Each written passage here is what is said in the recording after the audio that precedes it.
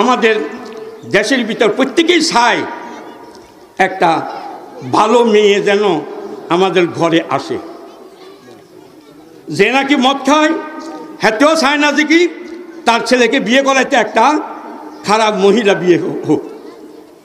যাতে নাকি নামাজ পড়ে না সেও চায় না যে আমি একটা খারাপ মহিলাকে বিয়ে করাই।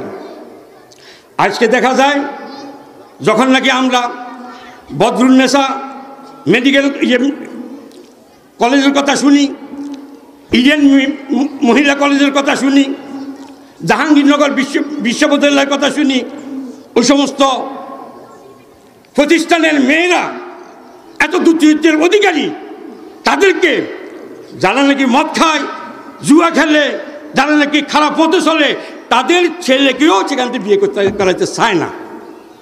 কেন চায় না? আজকে বিশ্বব্যাপী দেশব্যাপী প্রচারিত হয়ে গেছে যে ইডেন কলেজের মেয়েরা এরকম দুশ্চরিত্রের অধিকারী।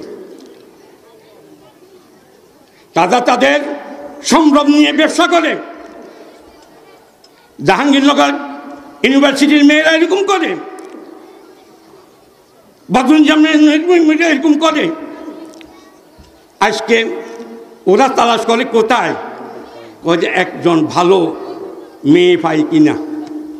তখন প্রস্তাব দে, ভাবে ইসলামী রাজনীতি পছন্দ করে না, ইসলামী রাজনীতি পছন্দ করে না, সেও তার ছেলেকে বিয়ে করাতে করবে কি ওই ছাত্রী সংস্থার ইতে মান্যা আসেনি।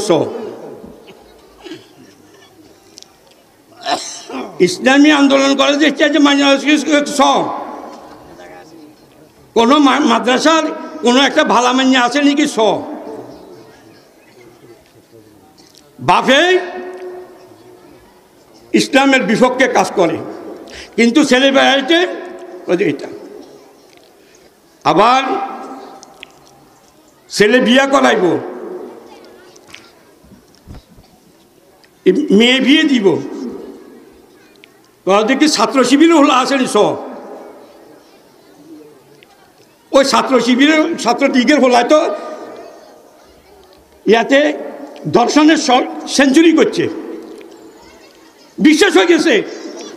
এখন হচ্ছে যে কি ওই ইয়াতে ওই মান্যা এখন তালাশ করে না, কি হয়েছে কি ছাত্রী সংস্থা তালাশ করো।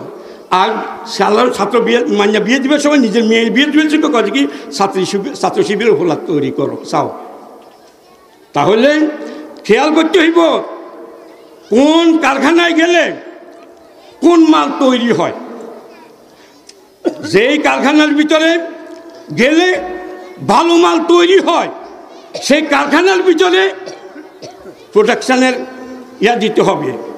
আর যেখানে গেলে মাল খারাপ হবে সেখানে গেলে জিনিস নষ্ট হয়ে যাবে।